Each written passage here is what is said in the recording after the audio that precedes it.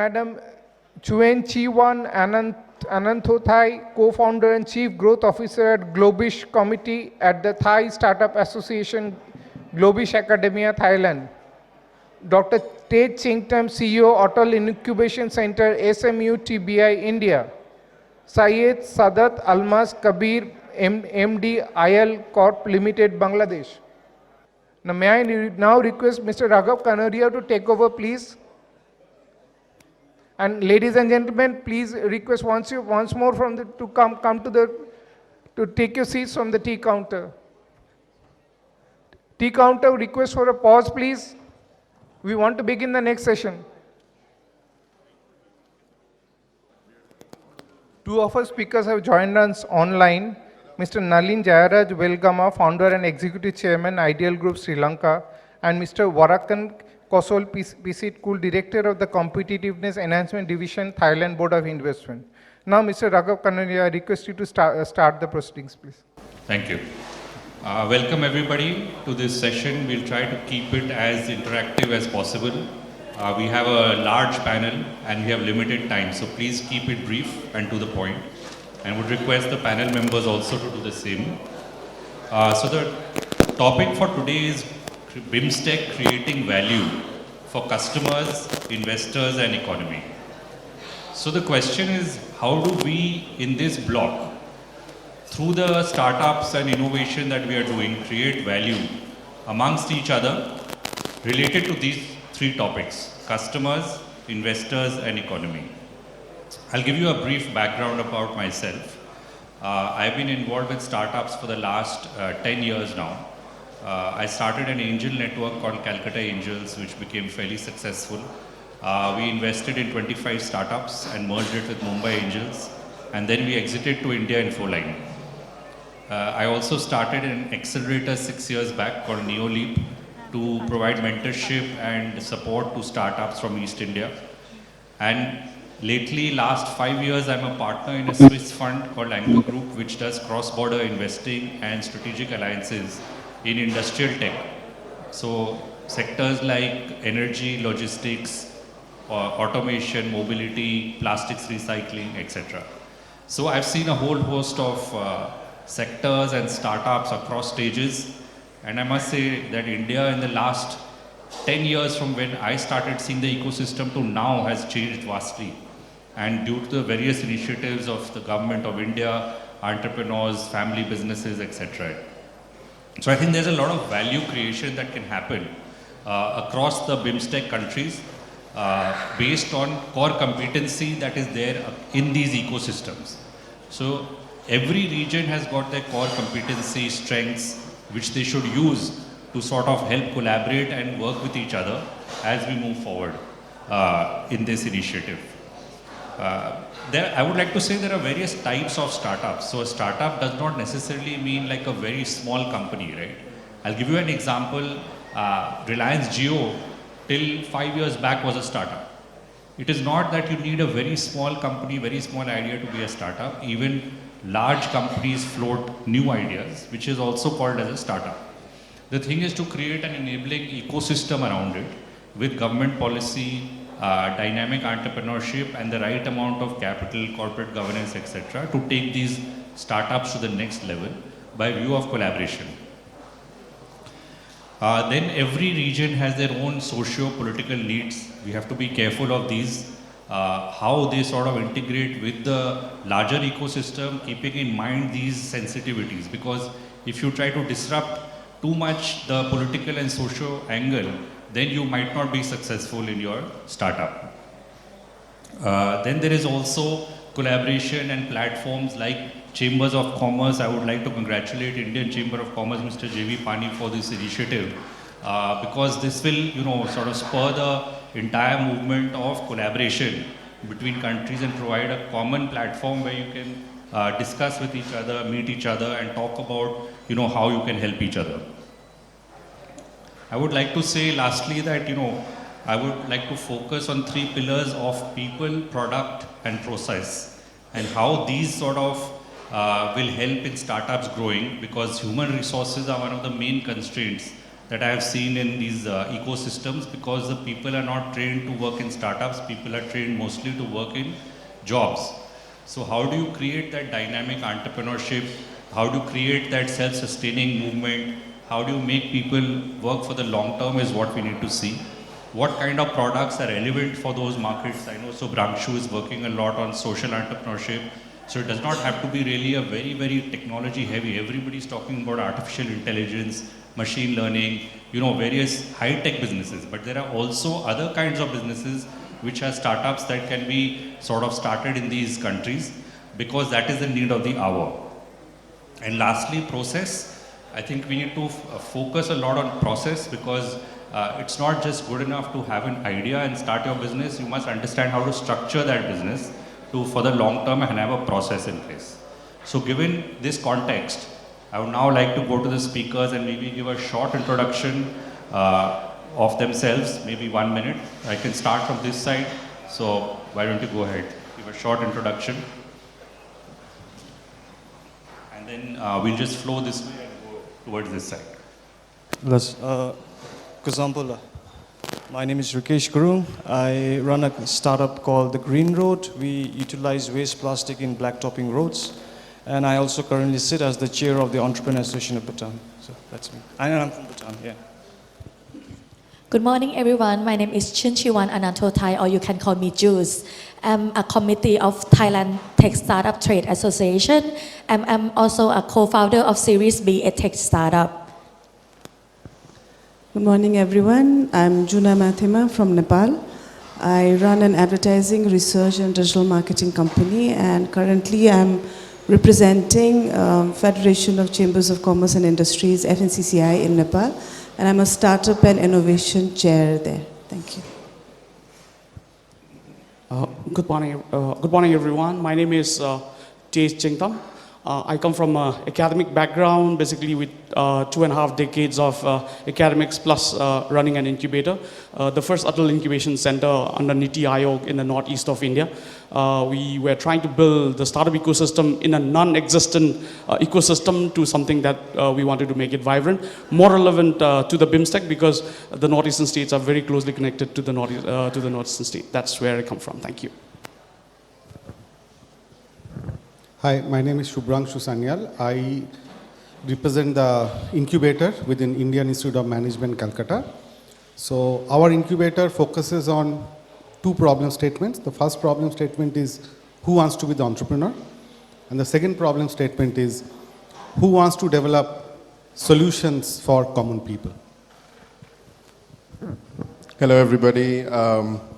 Very good morning to all of you, and this is Almas Kabir from Bangladesh. So I have a journey with computers. I am in the tech industry. Journey with the computers started for me since 1984. A lot of the young people, they were not born at that time. After that, I actually studied in Jadavpur University here.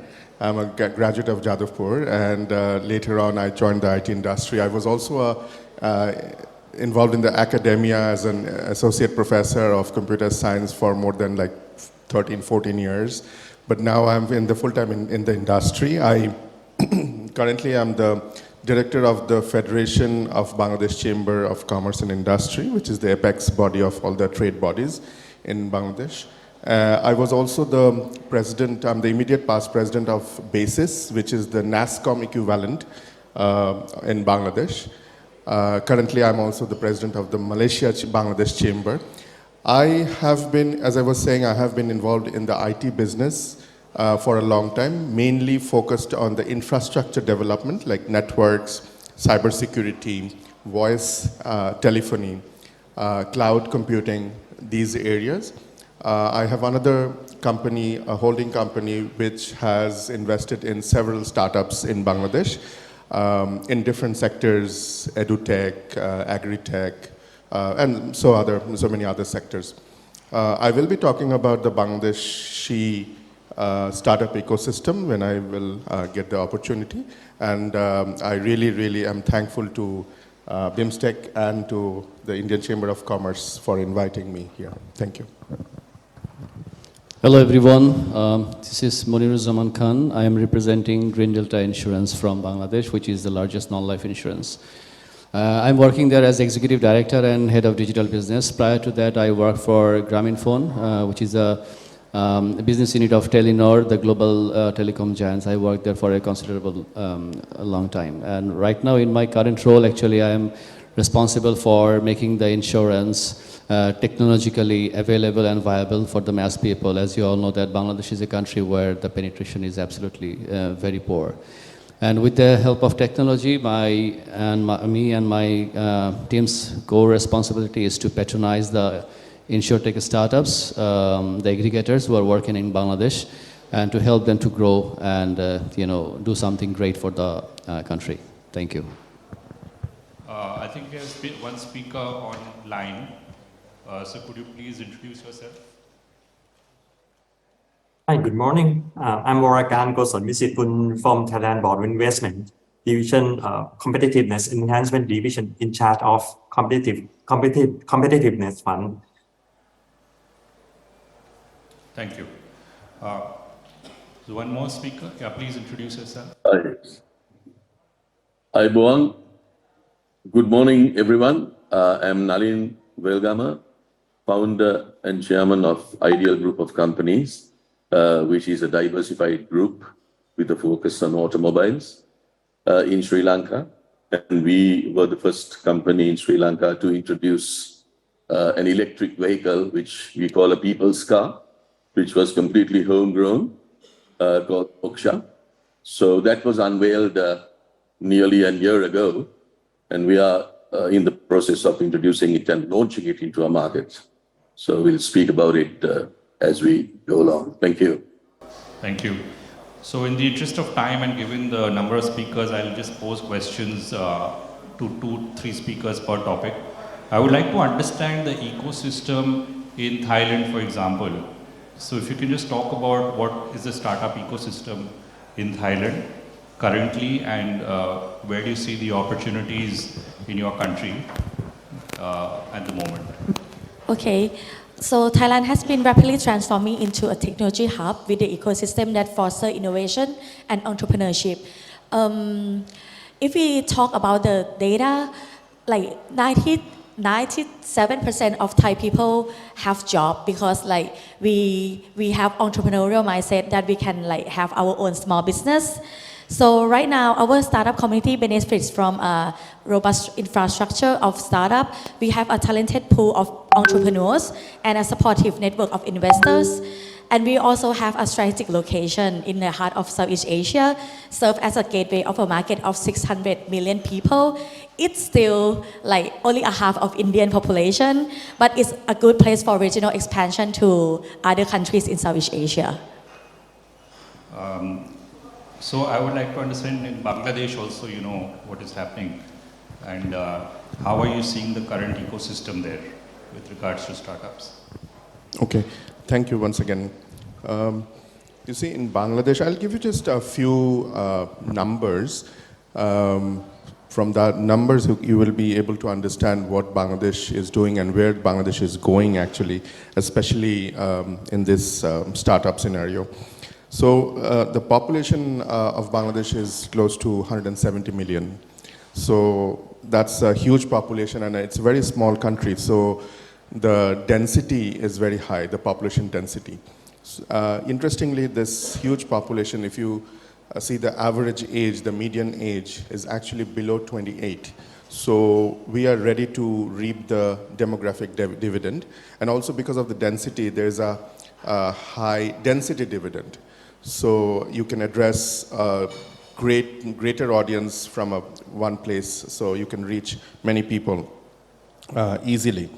So also another thing is that the total GDP of the country has grown in the last decade leaps and bounds, and it's now more than 465 billion US dollars. Of course, I'm not comparing with India, but with a small country, young country, I would say that's a very good achievement. The GDP and the GDP growth rate is also very, very encouraging. So these are some numbers, I mean macroeconomic numbers. But talking about the digital arena, you see the mobile internet subscribers. We have about, I would say, 105% mobile penetration, 178 million. So it's more than 100% because many people have multiple SIM cards. The internet penetration, which is very important, is 75%, and the mobile internet penetration is about 70% among the population. So these numbers, the why I have just given these numbers, because it shows that there's a huge opportunity to come up with new ideas, tech-based ideas and tech-based startups. And Bangladesh has seen many startups coming in the last 7-8 years. And every year there is more than 200 startups are coming up, tech-based startups, these are. And Bangladesh, these startups are raising funds from investors. Last year, these startup companies, they raised about 112 million US dollars with an average ticket size of $1 million US dollars. 47 deals happened, which is actually a little less than the previous year. Of course, last year and the beginning of this year, because of the total economic turmoil all over the world, the downturn because of the war, Ukraine conflict, and so on, these numbers actually was dropped, the investment. But we are hopeful that by the end of this year and the beginning of next year, 2024, we will see again a healthy growth of the investment.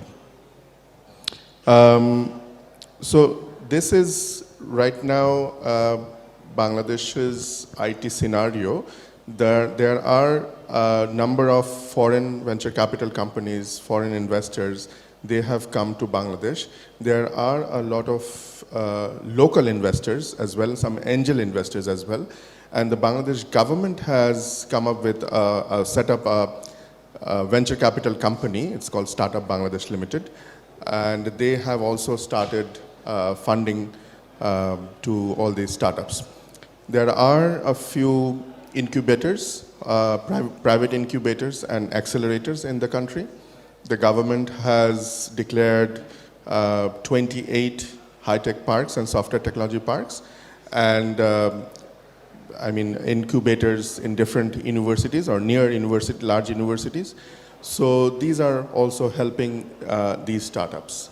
So this is in the overview of the startup scenario in Bangladesh right now. Thank you. I would like to understand from Mr. Welgama, which are the 2-3 sectors that you feel are sort of robust in Sri Lanka, and given your focus in the auto industry, is mobility tech a big area? And how are you seeing the sort of policy level intervention from the government to support the startup ecosystem? Yes, actually, we all know that Sri Lanka is going through a torrid time. We have been an import-dependent country, and we have been living beyond our means. So we are very low on forex reserves at the moment. So India and also Bangladesh has been supporting us, and we are presently on a program with the IMF. And things are getting better. But we don't have a proper ecosystem as such for startups, because the government, although they are encouraging export-related activities, there is not much happening on the ground, because people are finding it difficult to make ends meet here in Sri Lanka. With our food insecurity has gone up by about 30%. So that's been a major problem that we are facing. and the government has more important things to focus upon. But of course, in Sri Lanka, there are several startup incubators and accelerators, such as Hatch, Venture Frontier Lanka, and Lanka Angel Network. So these organizations provide mentorship, networking opportunities, funding, and workspace for startups to grow and scale businesses. Co-working spaces have been increasingly popular in Sri Lanka, providing affordable office spaces and a collaborative environment for startups. Some notable spaces include Colombo Innovation Tower, Hatchworks, and also Shangri-La has shared services. But of course, access to funding is, as you know, is crucial for startups. But in Sri Lanka, there are less opportunities in this arena. But there are angel investor networks, a few venture capital firms that provide funding options for startups, organizations like BOV Capital, Crowd Island offer investment opportunities for early stage startups. Sri Lanka also hosts various entrepreneurship events, startup competitions, and hackathons. These events bring together entrepreneurs, investors, and industry experts, offering opportunities for networking, learning, and showcasing startup ideas. Events like Disrupt Asia, Venture Engine, and Startup Weekend Colombo are well known in the Lankan startup community. Sri Lanka universities and educational institutions are increasingly focusing on entrepreneurship and innovation. They offer entrepreneurship programs, incubation facilities, and resources to nurture startup talent and encourage students to pursue entrepreneurial ventures. Sri Lanka has witnessed a significant improvement in digital infrastructure, including internet connectivity and mobile penetration. Our smart mobile penetration is fairly significant and very high, because we also have a very talented pool of people who are extremely well educated, and our literacy rate in Sri Lanka is in the high 90s. We have had several tech startups in Sri Lanka, particularly in the sphere of mobility, actually. One of which is PickMe. So as you know, Uber has a fairly significant presence in Sri Lanka, but there is a Sri Lankan company which has started a taxi service much like Uber, and they have overtaken Uber in their business activities. That company is called PickMe. So and I think they have some sort of a tie-up with some overseas investment arm as well. So it is basically in mobility systems that we have the edge. Now, for example, we in our group we started a homegrown product called the Moksha, which is a small entry-level people's car, which has a range of 200 kilometers of range at a very affordable price. It's fully electric, and it's much like a quadricycle. So this was showcased, unveiled by us last year in July, and it's been very difficult here in Sri Lanka to obtain various approvals, although we are now working on a standard operation procedure with the government, because we haven't had very many opportunities for startups to thrive in Sri Lanka. But of course, I must say that the Ministry of Industries, the Ministry of Transport are very helpful in this direction. And they are working very closely with us, and we are formulating some sort of ideas, and we will introduce a law and a standard operating procedure for these type of startups which require government approval. So these are the challenges that we face. But in Sri Lanka, we also have the BPO operation, which is fairly successful, which we do. And but basically, the challenges are that the market size in Sri Lanka is very small compared to the region, which means startups have difficulty raising growth capital. There is also mindset for the people to think very small. Very often they don't think out of the box. And I think someone mentioned about the Bimstec fund.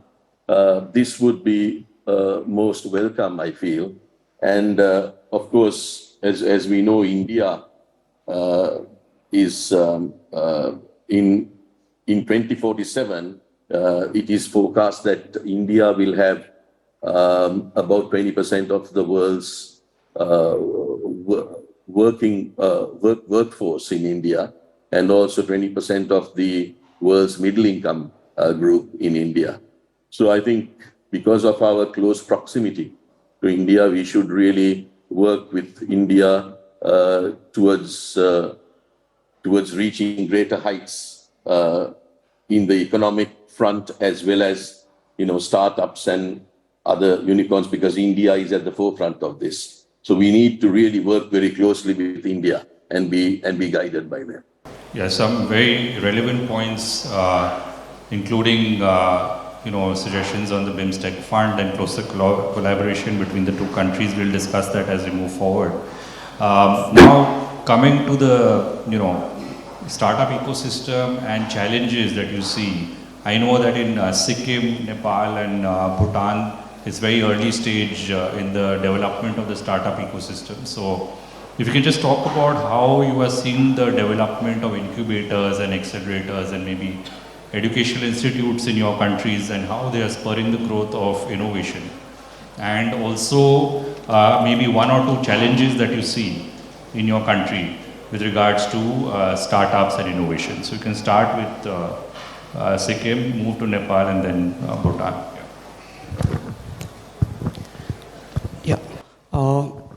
Talking about Sikkim, we are at a very early stage of the ecosystem, the entire country's ecosystem, when India has moved forward quite a lot. And it will be relevant from most of the Bimstec country, because the way we're moving forward is almost similar in the Bimstec country. Because as we speak today, India has about one startup for every 22,000 population size. And why we call Israel being the fastest growing startup, because they have about one startup for every 1,200 population size. That's a kind of statistics and numbers that we keep talking about. Whereas the number is slightly different and numbers low in this region because of the geographic terrain that we live in. Number two, we have never considered entrepreneurship and startup as a new opportunity in this region, because we have considered government job as the preference than the rest of the things. And it works very similar in the Himalayan region, because I've spoken to some of my friends in Nepal and Bhutan and around this region. We share a similar situation there as well. But having said that, these are the places where we need to talk more about social impact enterprises and startups, more so because we cannot talk about unicorn at this stage. I'm sure, I don't know how many of you are familiar with this word called the Jibra startups. So that is exactly where, with the black and white social impact, people creating impact in terms of jobs, in terms of medicine. That's what we want to create, rather than the conventional unicorn that we keep talking. We don't want our startup being built in this region and move out to bigger cities like Kolkata or Delhi or Mumbai, but rather stay there and build the ecosystem there itself. That is what we are looking at. And because of that, we have our own strength. For example, talking from Sikkim, we are the only state in the country in India to have an organic farm. If you want to do organic farming, you can't start in Calcutta, because you need the soil to be certified. It takes 3 to 5 years to get your certification. Come to Sikkim, day one you start hit the ground running, you start from day one. That's the kind of provision you have. You similarly, in all the northeastern states, every state has an opportunity. And likewise, I think all the Bimstec country, which is again very, very other than our brothers and our friends in Sri Lanka, I think we are much more closer.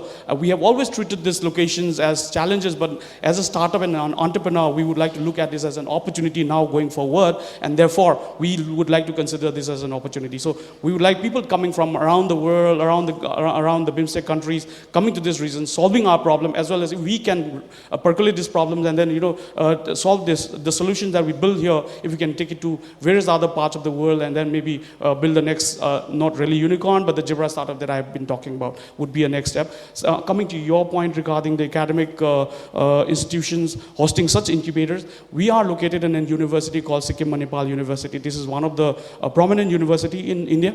We are basically a tech-based technology university, which basically deals with medical and engineering technological schools. However, the need for the R is that we cannot always be creating or training people to employ as employers. Rather, we have to create employers, because we need more jobs to be created around this. And this has to be done at the very early stage. We cannot do this once they graduate, once they start working. We cannot do this. We have to catch them young. And I'm sure this works well in all the countries as well. Therefore, locating them in the proximity of universities or higher educational institutions always makes sense, because there are a lot of ideas that comes out of universities. And it works in all the European countries, Indian universities, or the South Asian, or across the globe for that matter. A lot of thesis has been written, a lot of experiment has been done. How many of these projects that you do in your university is transformed into a commercial product? That needs to be sent. If this could be commercialized, I'm sure they could really solve some of the problems. Therefore, locating an incubator close to the close proximity of a university makes a lot of sense, because these products can easily be taken out to the market and solve a lot of problems. And that's where I rest my case around here, and we'll take this forward further to the next. So, coming from Nepal, I should say it's not just early stage, but pre-early stage probably, because everything is concentrated in Kathmandu. So it's the capital city, and it's mostly, if you talk about venture capitalists or anything, it's all concentrated in Kathmandu, and mostly it's a tech-based companies that's getting the funding. Banks need collaterals, and the startup people, they don't approach the banks itself. And the banks are also more happy to have big businesses coming to it. So, the financing part is, well, it's starting, but there are a lot of work to be done. The thing that is happening is the talk about startup has been seen as a fashion. I mean, everybody talks about startup and getting things from all over the place. The information is all over the place. And that is how it is in Nepal also. The things that are happening is kind of fragmented. Everybody is doing, there are institutions, private institutions which are running incubators. There are programs that's being run, but it is all over the place, and there's no one guided kind of the framework that everybody is following, and there's duplications also. We don't have unicorn yet, and there are what I've seen. I've been into the scene since last 10 years, and I've seen is there are around 25 to 22 companies which go around every competition, every kind of award session. And these are the companies who are just going around. So we still need to build the kind of traction that needs to be there in the universities, not just the universities, but at the school level also. Now, talking about the school level and the academic part, I do see a gap between the labor market and what actually is being taught. So there also we need a lot of work, and I'm sure the Bimstec countries that we have around, even from Sikkim, that I have a friend here now, and I'm sure these kind of collaborations could definitely help building in the academic support that is needed for the startup to grow up. Now, also about talking about, we even need it's actually still a knowledge-based kind of education and not a practice base. So there we need, it seems like, a lot of work is there too. And another thing that I would like to highlight is we have, not much of market information in Nepal. So, what's in demand or what will be thriving. There are a lot of initiatives saying one district, one product. But, well, the political situation in Nepal is kind of, well, in India you have 9 years old CIS government and we have 9 months. So, I think the drive that we need in a leadership plays a kind of a better role in shaping how the economy is being driven and all that. Like I said, like a company, like an organization where I'm representing, FNCCI and CNI, there are people who are working towards building up the startup ecosystem as well. But a lot needs to come from the government side, which is, they're also kind of positive because they have been mentioning, startup and SME in every budget that has come up since last 8 years. And there is a challenge fund, there is like seed money and, a lesser low interest rate loans are there. But, like I said, it's the implementation part is where it is lacking. And we are making a startup policy. It has not come out yet. It's in review right now. And yes, that is how it is in Nepal, the startup scene. Thank you. Thank you. Just a couple of points I would like to mention that, unicorn is a buzzword in the US, but in India, I think even if you hit 1,000 crore valuation, it's a unicorn, and maybe in Nepal, the numbers could be different. So I think the focus should be on creating sustainable innovation and looking at how to grow that in each country. Yes, thank you. Yes, we are in a very nascent state at the moment, Bhutan, and but the interesting fact is, we've been, asking this, overriding question of, how much financial gain that we can get out of any business that you do. But the current, generation of entrepreneurs like myself, we are asking a very different question. How much, benefit that we can get out of the business, What are the values that we can put in? This has been the core principle of the startups in Bhutan, guided by their majesties, the Queen and King of Bhutan, and this is what we are striving for at the moment. Yes, startup plays a very important role in terms of revenue generation, employing future labor market. To talk about Bhutan, we have about 21,000 startups, CSIs in the country, and about 2,000 medium and large scale industries, about 95 FDIs. But if you talk about 21,000 startups, they have employed more than 100,000 out of the 350,000 employable population of the country. So that is the power and strength of CSI in Bhutan. Now, I have a very different definition of an entrepreneur.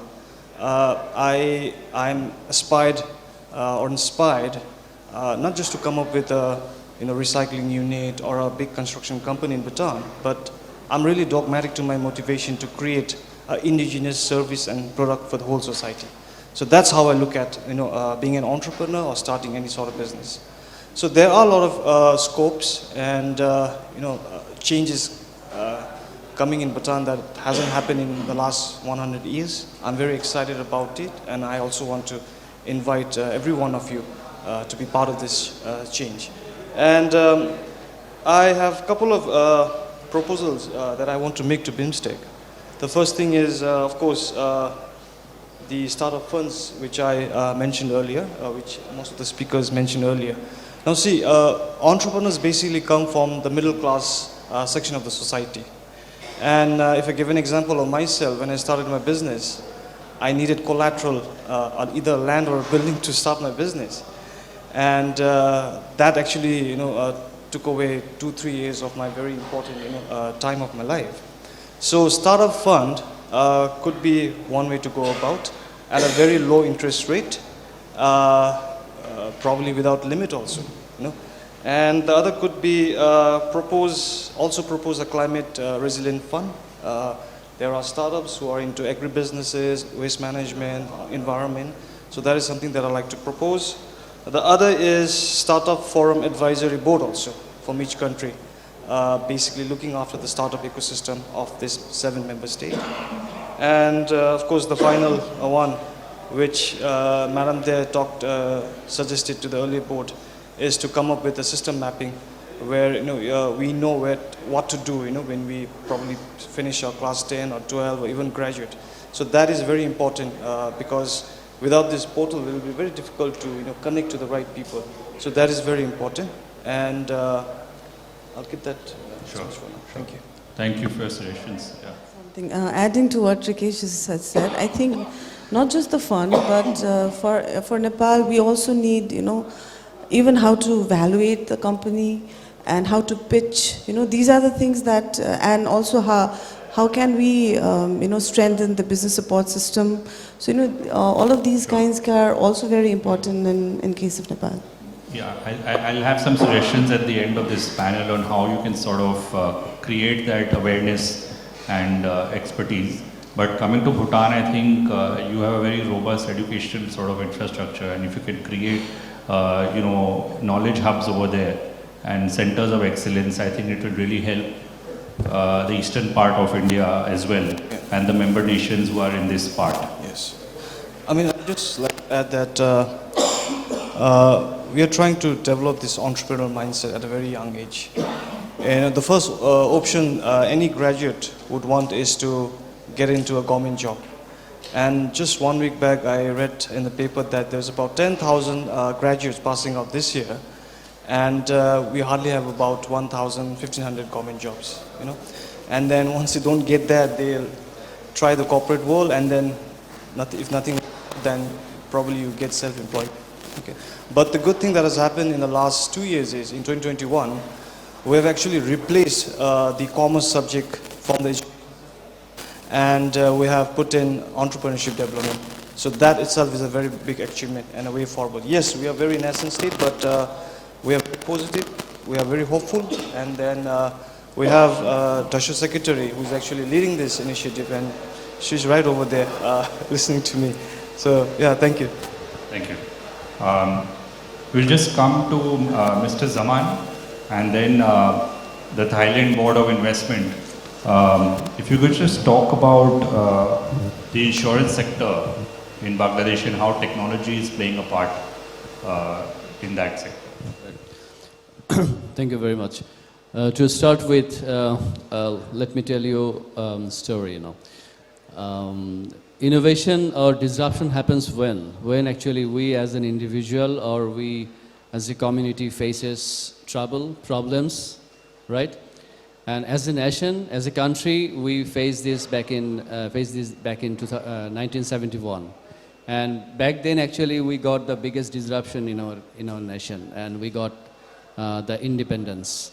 And from then, actually, we have been driving this innovation in every days, from our personal level to economy, political, everywhere. Coming to the point, the disruption or the use of technology in insurance. As you all know that we are a country where the penetration of insurance is extremely poor, which is very unfortunate. This is less than 0.4%. As Almas Bhai said, the GDP volume is so big, it's $400+ billion, but the contribution to the GDP from this particular territory is absolutely poor. But the age of this industry is not that poor. We have been serving in this industry. The industry is playing for last 45 years. So the scenario should have been changed by this time, but unfortunately it didn't. So the landscape of InsurTech or the technology players who are actually trying to make some changes, still it's not taking a great momentum. Till date, around 15 to 20 odd numbers of startups who are trying to build something new for the nation, specifically for the youth people who are not in belief of insurance.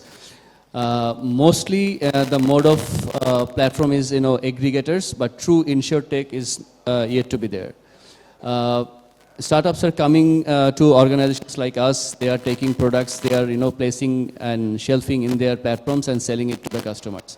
So unfortunately, this is not the country like Bangladesh is actually, in demand of. And our regulatory board has recently taken some initiatives to promote this startup community. We actually don't have any concept of sandbox in Bangladesh, but recently this is a very happy moment for all of us. Our regulatory board has taken some initiatives that how a sandbox can be created and how the sandbox can be beneficial for the insurtechs or the aggregators who are trying to build something in the insurance sectors. So I believe in next 2 or 3 months, this is something great will happen in Bangladesh, and the startups who are still struggling, they will see some path to move on. And as an organization, Green Delta has been patronizing these startups for last 4 or 5 years before COVID. And every startups who are working in the insurance space, we are connected with them, we are helping them with skills, we are helping them with knowledges and everything, because those are the people, they don't have any direct knowledge on insurance. They have some idea that how to solve this, but they don't have any knowledge on the insurance or products and everything. And we are actually, being the largest non-life operator in Bangladesh, we are helping them. Thank you. Thank you. Now coming to the topic on how investment boards in various countries are operating. So I would like to ask the online speaker from the Thailand Board of Investment, how you are looking at investing in Thailand from the board of investment, and what sectors are you looking at currently? Okay, thanks. As for the Office of the Board of Investment, we are the government agency and the Office of the Prime Minister. Our role is to promote valuable investment, both investment into Thailand and Thai overseas investment. We also coordinate with agencies to develop ecosystem and facilitate ease of investment, link large-scale and small-scale enterprise with Thai and foreign across industry. Talking about Thai economy, Thailand economy is thriving economy in ASEAN with a diverse and qualified workforce, providing a welcoming environment for business. There are several reasons why you should set up your business in Thailand. First, access to a large and growing market.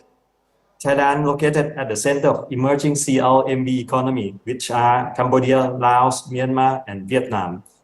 Thailand is a gateway to ASEAN, providing connect network, a strong business foundation, and expands cultural ties to emerging Southeast Asia market with access to over 600 million population. A strategic international business hub surrounded by global economic powerhouse. At present, Thailand has signed 14 free trade agreements and regional comprehensive economic partnership or RCEP to facilitate import and export. Second, Thailand offers excellent infrastructure and logistic connectivity by air, land, and sea transport, in addition to intercity railway network. Third, competitive tax advantage. Compared with the other ASEAN peers, the corporate income tax in Thailand is relatively low, with its 20%. For ASEAN average, it's about 24%. However, the tax will be exempted if the projects receive investment promotion from the BOI. So if you're interested in establishing a business in Thailand, BOI can facilitate you in getting your operation up and run as quickly as possible. As a regional economic hub, it should come as no surprise that Thailand offers so many benefits. We strongly encourage you to take this opportunity to capture a new engine of growth for your companies. The cutting edge of Asia, new economic powerhouse, together with natural resources, advanced infrastructure, and government support.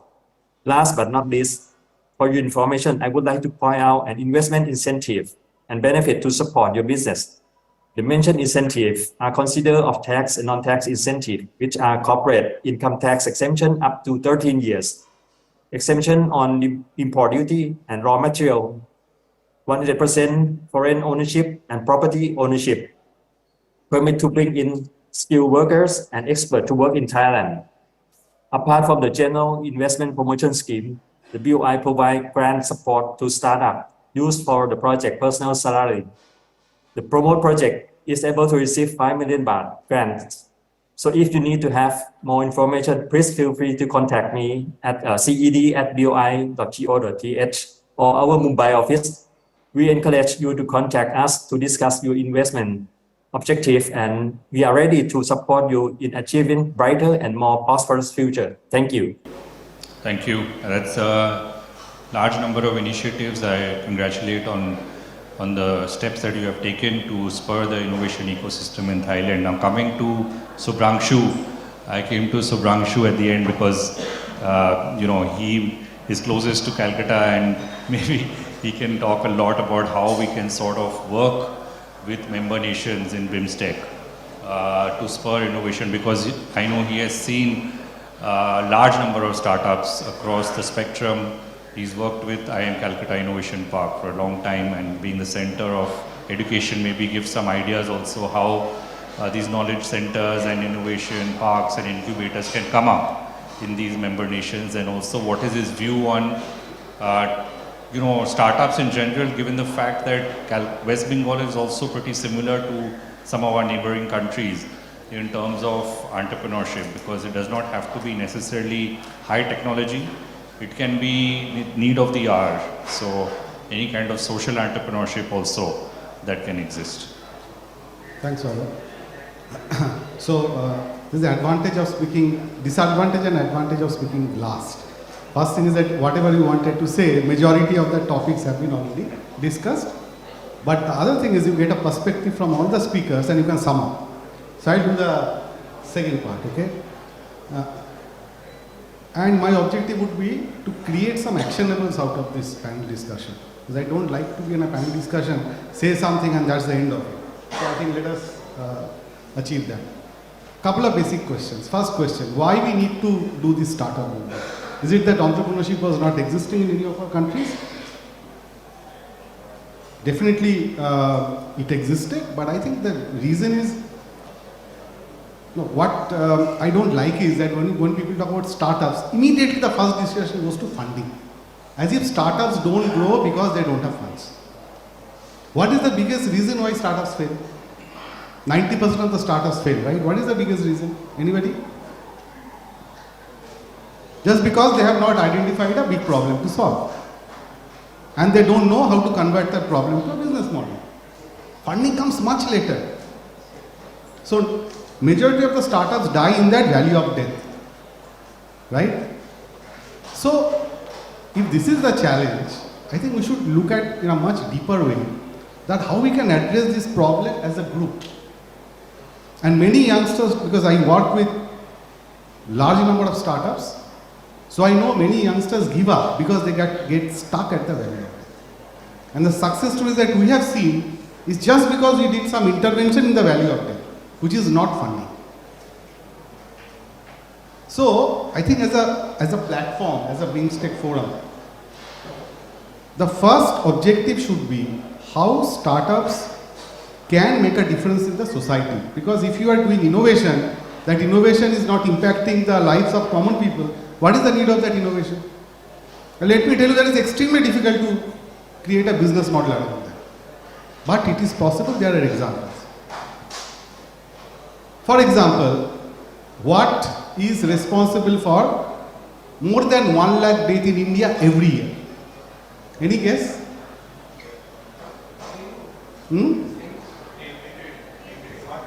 Snake bites. I think that the same reason would be applicable to Bangladesh. Our poor farmers are dying. Nobody is talking because that is not impacting the elite class. Do you need solution for that, yes or no? To solve that is extremely difficult. And what I learned, I had zero knowledge on that. That you need to catch snake with your hand and milk the snake to extract venom.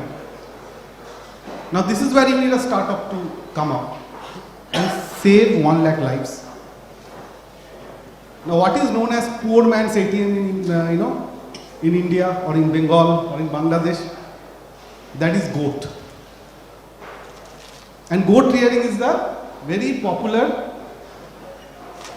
business for women in the villages, if I call it a business. Anytime you money, you sell a goat. Now goat breeding is very important, and there is no technology which was used. And if we use technology, it can be done in a large scale and that improves the life of every villager. Who would come up with problems for that? This hotel, so many lights, ACs are on. How much energy it is consuming? Can we find out a technology that reduces this energy consumption to, let's say, by 25% at least? Education, biggest problem. The number of dropouts, I'm considering the Bimstec countries, majority of the countries, not all. The dropout at the primary level is the biggest concern of the government. The quality of education at the primary level. Nobody wants to build a business on that because willingness to pay is not much. But there is a big business who can do it. Now there are startups who are addressing that problem. And the examples that I've given you, the startups are all here in this room. Probably you just don't know. So let me recognize those startups. Saurabh Roy, he is working with snakes. With his hand, he is milking the snakes and extracting venom. Our goat man, we call him goat man. He has given employment to more than 3,000 women micro-entrepreneurs. Technician, they are solving the problem of energy consumption here. And Biplav, are you there? Biplav, the man who looks very simple, right? Because he works in Bengal and Bihar and he has created 28 kindergartens like Kidsy and all for underprivileged children and has a business model. And today he came smiling to me, sir, we have achieved break-even. So I think the problem statement that I mentioned here, this is a common problem statement across the Bimstec countries. And if you look at the HDI index, Sri Lanka probably is above 100, around in the 70s, but rest of all the countries are below 100. Now what innovation are we talking about? I think if we really want to make an impact, we should encourage youth to think about problems which impacts life of common people. And can we create a platform to make that happen, make it more inclusive so that entrepreneurship doesn't get restricted only to the cities. Kalyan is, by the way, from Singur, which is several kilometers away from Kolkata. And that's the reason I identified a problem which impacts the villagers. So that would be one recommendation from my side. And we have examples. Grameen from Bangladesh. I think the entire Indian microfinance industry was so much benefited by the Grameen model. We don't need to reinvent. It's just a matter of building the bridge between entrepreneurs. The problem that these people are solving may be the same problem which is waiting to be solved in other countries. And probably some of the problems which you have solved might have a big market in India. Can we create a bridge between entrepreneurs or Bimstec countries? And please don't involve government there. Wherever we have seen government is interfering, sorry, I'm just making it up. Because entrepreneurs have that power to do it themselves. You really don't need government. There's a need, there's an opportunity, you guys can convert it.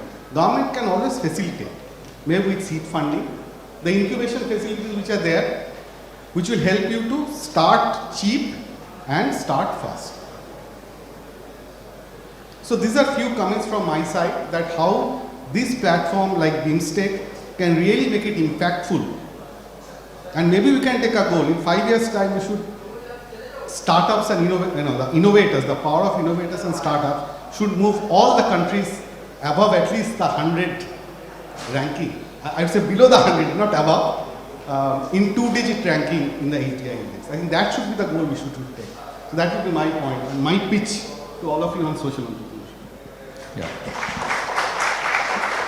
Very relevant points, and I would ask ICC to take note of some of these initiatives that can be done to help the member countries of Bimstec, and maybe create a platform where there will be an advisory sort of board comprising of members from these countries who can create awareness and the right structures and the right incentives in these countries to take entrepreneurship forward.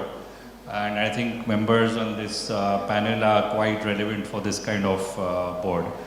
Now, just to sum up, the topic for today was how we can create value for customers, investors, and economy. I think generally what I've seen in India is that the GDP has multiplied manifold. There have been listing platforms that have come up purely for MSMEs and early stage companies that have different norms. There is diversification in the economy. Only large businesses don't flourish, but there are a large number of businesses that are flourishing. There is a social change when it comes to entrepreneurship, because a lot of people come out of poverty, and there are platforms that are created like incubators, accelerators that spur this change. And when it comes to investors, what are investors looking for? They are looking to get involved with innovation. They want to deploy capital and get returns, and they want to gain knowledge, because when we started the Angel Network, a lot of knowledge came up from students who have learned the latest kind of technologies functioning in the world, and they come to people who want to invest in that knowledge. And lastly, for customers, it's ease of business, value addition, decreasing time to market, and diversification of the product portfolio. So these are some of the value additions that you can get for different stakeholders in your business, and the cross-border collaboration can play a big part in solving some of these issues. So thank you, panelists, for a wonderful sort of session. I now open it to the house to see if you have any questions for the panelists. Hello everyone, I'm Brinson Haldar, founder of Qt. So this is a B2B e-commerce platform on garment industry. So from last few days I travel a lot for my startup. But how, sir talking about Kolkata. So how Kolkata is growing, or how Kolkata startups is getting funded, or startup culture, how we can grow in here. Because from few days ago I was in Bangalore. So there is a startup culture. If you need anything about that startup like Bimstec or whatever you need, you can access lots of investors. So how Kolkata can grow for startup culture, or how a startup like us, how can get access for all those investors like Bimstec and all things in Kolkata? Because in initial stage we don't have lots of fund for travel a lot. So how Kolkata's or how ICC or Bimstec can help us like that?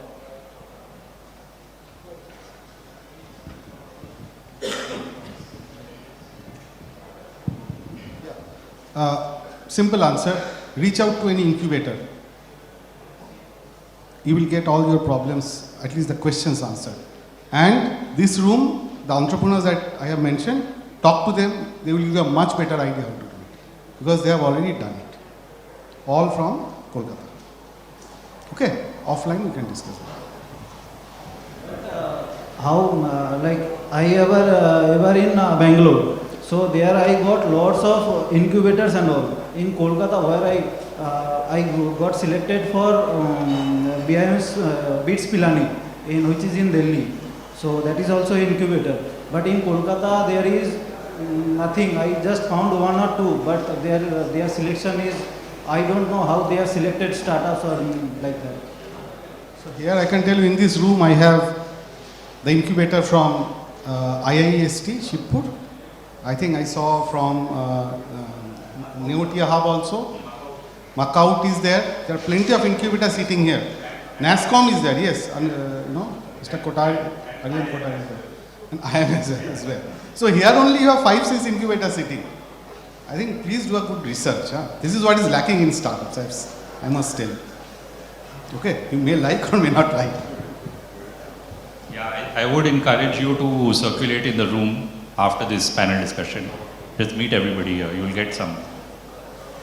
Thank you. Any other questions? Yeah.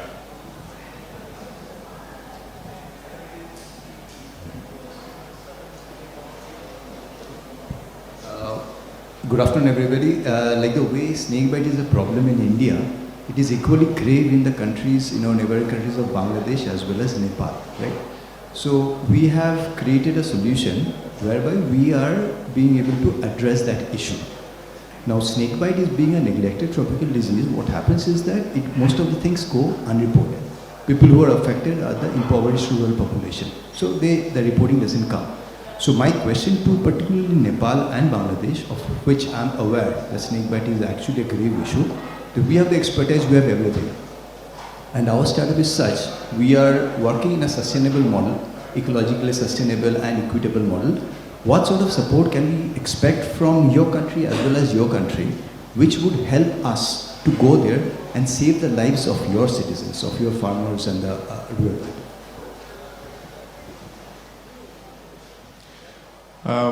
Yes, of course. This is what Bimstec is all about, that collaboration and scaling up to all these countries from one country.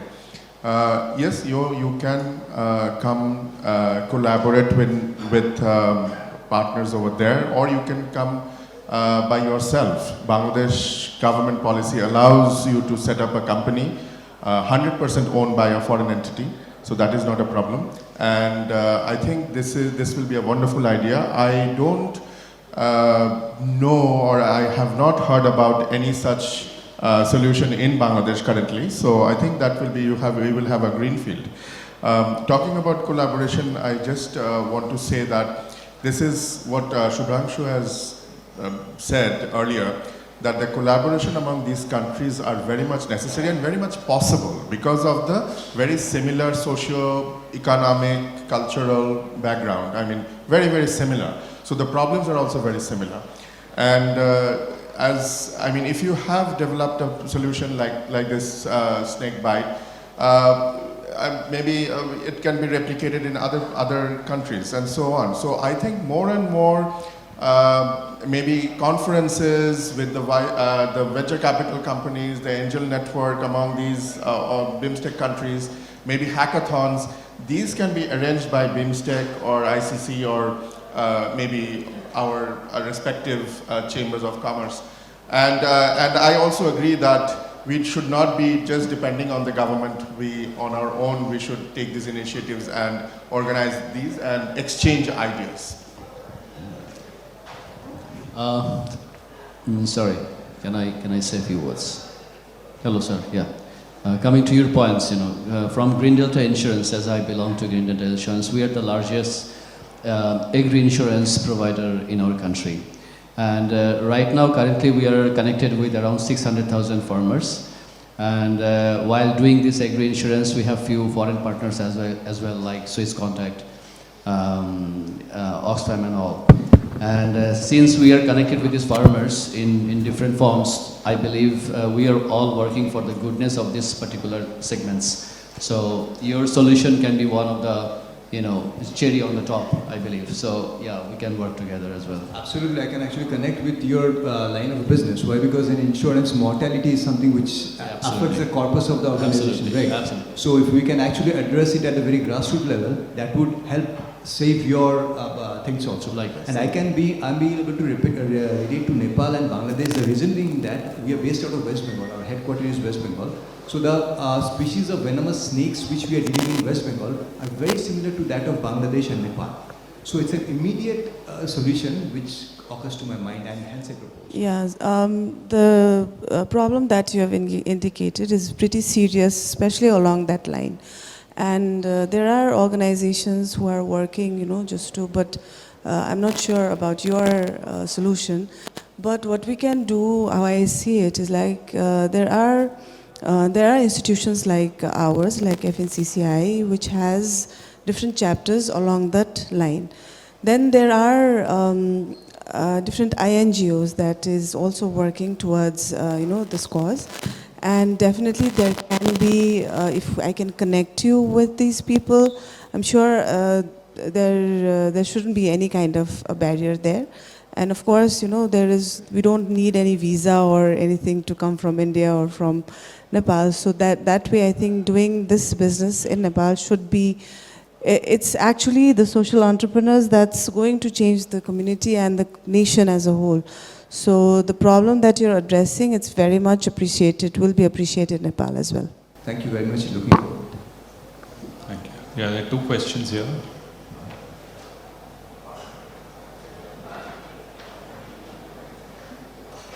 Please give a short introduction and address to the person here. I'm Rajnandini from Tamil Nadu, India. We are into deep technology. We use AI in building software. So as Sir mentioned, reducing the time to market and increasing the runway of any startup is what we focus on. And we are not sector specific. We are open to any technology and we can build the software in shorter span. The minimum viable product in 14 days and enterprise grade product in 45 days. We have onboarded 11 startups and a few are already launched, and we also work in collaboration with incubation centers. Like the startup, as he asked, they are not aware about the incubation centers, and they, sorry to say, they don't do the research. There are a lot of things that can be done collaboratively. So that's what we do from the technical side, and we basically be their technical partners. As Sir mentioned about the funds, they want to build the technology part and they find it difficult to make accumulate funds to build it. So that's a place where we try to help them. What's your question? No, I want to say that there are people like us who are ready to like support or do collaborative business, and it's a win-win situation for the person who has an idea and who wants to take it to a larger scale with the help of technology, and we'll be able to do that. Okay, thank you.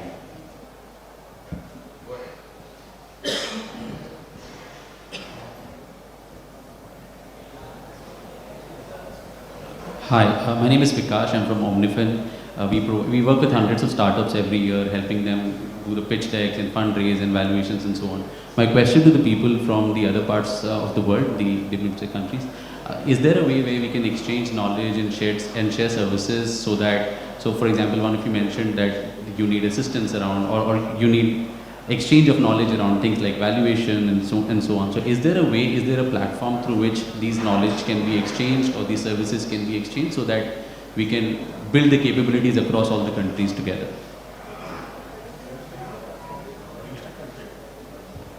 Yes, of course. I think Bimstec can be a very good platform. Bimstec, I believe that at the end of the seminar, some set of recommendations will go to the Bimstec body, right? In the governing body, and this can be takeaway from this seminar, that we want a platform, a regular maybe competitions or some kind of pitching sessions can happen among these countries, the member countries, and that will be a fantastic opportunity of exchanging ideas, and also the investors can invest in cross border. So I think Bimstec can be a very good platform. So here we will propose to ICC. And Bimstec can be a platform for, like Subhrangshu also mentioned, we create an advisory board of people, we create hackathons, business plan competitions, knowledge seminars, events like these where you can interact and, talk to each other and also learn from each other. Great, so thank you so much. This will be my final, just giving you two examples. The first thing is Bhutan is a landlocked country. Okay, but I'd like to tell you that we are not digitally landlocked, neither intellectually, okay? And we are open to collaborations. The first thing is, 2018, when I started my project, of course in 2014, I have trained two Nepalese engineers from Nepal in 2018, and they have replicated this technology of Green Road and doing very well in Nepal, the first thing. The other thing is, 2 weeks ago, I got a call from a manager from Patanjali. You all are aware of that. So he wanted to import certain herbs, especially from the alpine region, the pine tree and all. And he wanted in thousands of tons. And I said, Bhutan is a small country, but if you're really interested, why don't you come to Bhutan, pitch your idea, and we'll start a joint venture, an FDI. And it's working out now. So that is the other thing. The other thing is we have this exodus of Bhutanese living abroad, quite serious. And I recently launched a startup called AB Ventures, Australia Bhutan Ventures. And we are now providing BPO services, digital services, by sitting in Bhutan. And then we are bringing in dollars, per hour, $12 per hour. So see, there is a lot of opportunities, but you need to connect with the right person. And then, and I like to end by saying that See, you could be the captain of your ship or whatever, but you should know that life doesn't come at you, it comes from you, and that will take time. So thank you.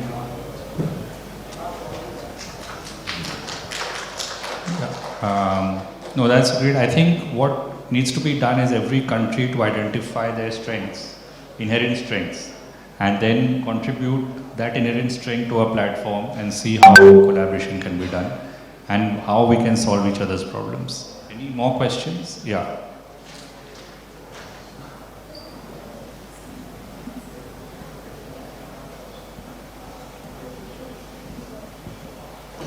Good afternoon, everyone. My question is to Mr. Khan from the insurance sector.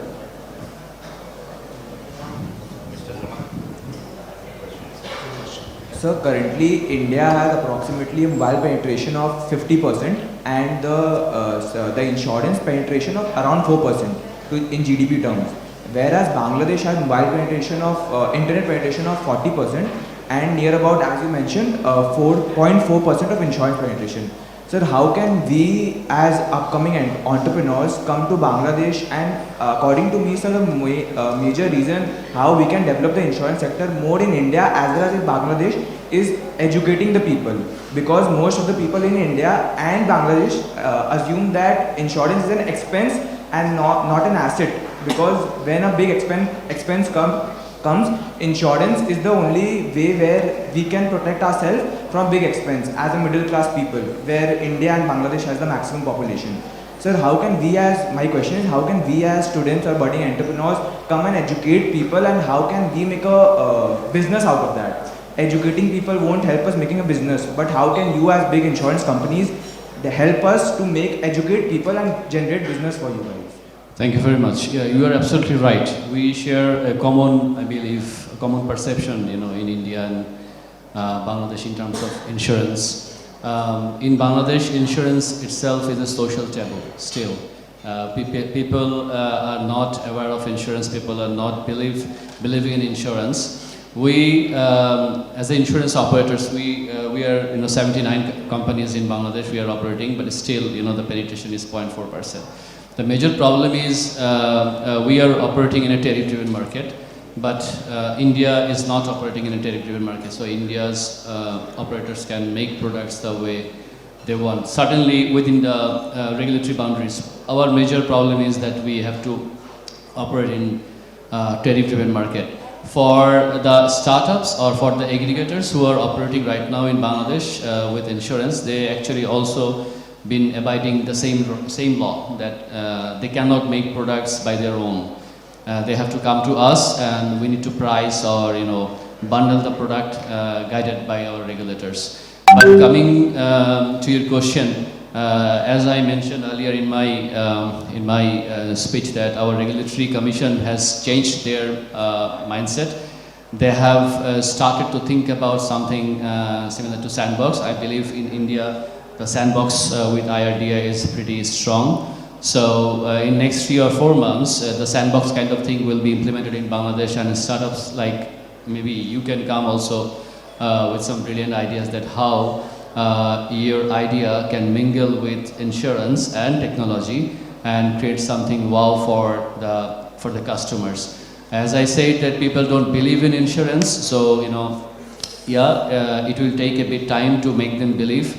Because you are right, still people in Bangladesh and India, they believe that insurance is an expenditure. So it's not to have right now, it will be seen once any problem comes around. But yes, the momentums are changing.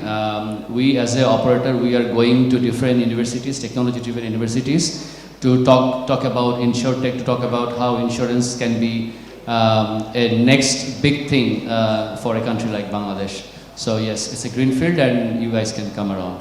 Thank you very much. Thank you.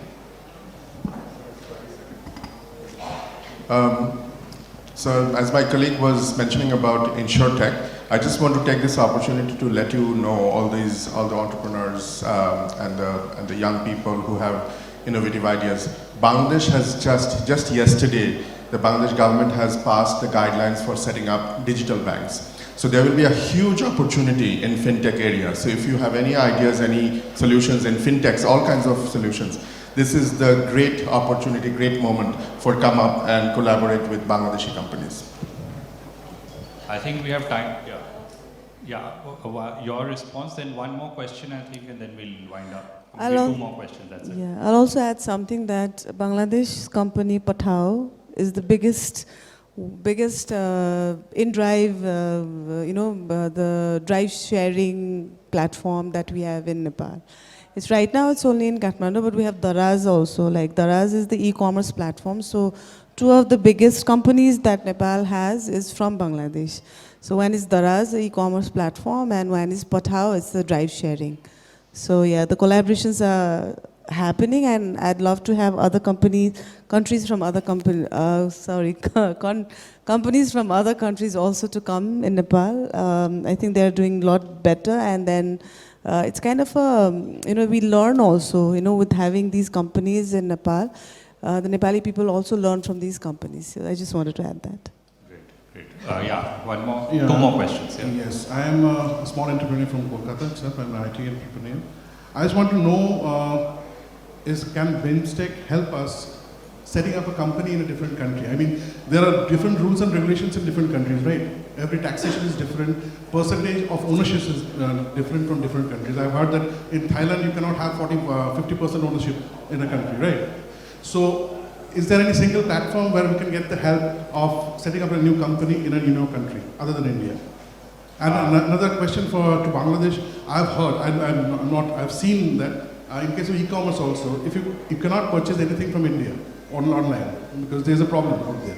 So if there is a solution regarding this, because you can always start a digital company in India and you can operate from anywhere in the world. But in case of Bangladesh, you cannot buy anything from India online. So there must be some solution for that. And can Bimstec help with this? I am not aware of any such restrictions from buying online from India. The only problem that I am aware of that Indian payment gateways, online payment gateways, they do not accept international credit cards. That's one problem. So that can be a hindrance, but that is the policy of the Indian government. Bangladesh government is right now formulating a policy for cross-border e-commerce. So I think all issues will be solved very, very soon. Talking about setting up companies in Bangladesh, you can come there, invest and own 100%. So, I mean, there's no restriction, and repatriating the profit is also no question asked, it can be done. So, it's not a problem. What I was saying that in case of some different countries, I've seen that there are provisions of opening a company from your country itself. You don't need to physically shift out there to start a company in that region. You can get all the guidance from your country itself. After you get all the guidance, you can always shift out there. Because yes, if I visit so this is one of the points we can put in the sort of market landing if you want to go and open a company, get help in regulation, secretary and all of that. Yes. Last question, you had a question, yeah. Hello, my name is Sabarshan, and I've seen people glancing at their watches, so I'll make this very, very short. Just like Mr. Sanyal said when he was making his point, it would really, really be a shame if I got the last question and I didn't make something, substantive of the entire conversation that I heard. So it's much more of a suggestion than it is a question. I heard people who could not find incubators. I heard people who did not know how to get their finances straight before they launched their startup. And I looked at people who didn't know how to get the work done. So in the spirit of communicating about the app or the interface that Bimstec is going to develop, we can have incubators and financiers, and incubators will help identify the startups, and the advisory board will be what is responsible for picking up the startups that should potentially be financed. And along with the huge workforce that is not getting enough jobs, who are calling themselves freelancers maybe, we can have them connect with the financiers and freelancers who will together work with the startup, and eventually that would lead to a much easier solution to launch the startup. It is much more of a suggestion. So as the ending note, I would just ask Mr. Shubhranshu if what I said is a substantive ending for this, or should I have thought better of the conversation? No, I think what you mentioned just now is the power of collaboration. Like one entity cannot do everything, and that is the way to go. So collaboration within the ecosystem and also across the borders. So I think that's what we all, spoke just now. So well summarized. Thank you so much. Just adding to your thing, I think Mr. Wangsu and I think we are the two incubators here on the dais, if I can.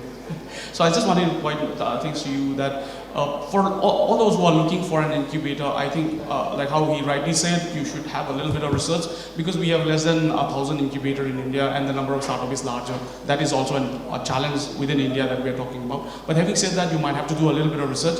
Answering to your point, I think what you're looking for, a little bit of minimal seed fund is almost all available in most of the incubators. So I think if you go to the incubator, most of it will be available. That's what I just want to add. Yeah, I think we are done for this session. Thank you everybody. Round of applause for all the panelists.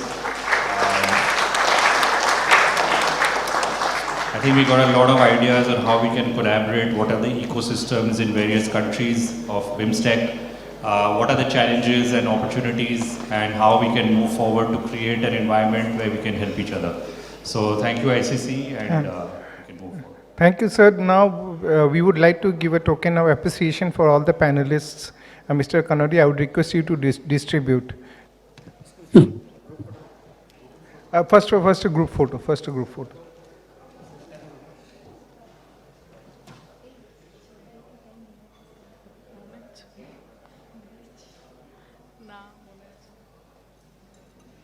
आगे skirt गुलो scarf ना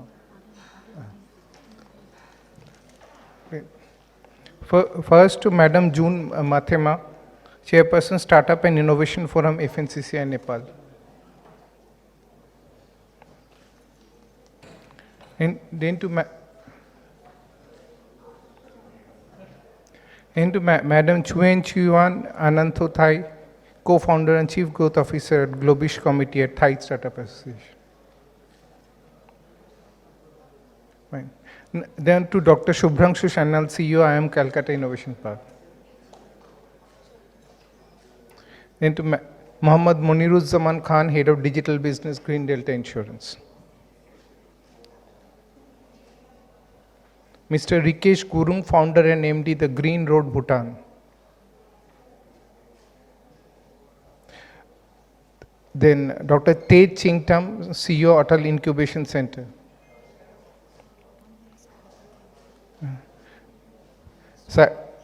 Syed Sadat Almas Kabir, MD, IL Corp, Bangladesh. To Mr. Kanoria, sir.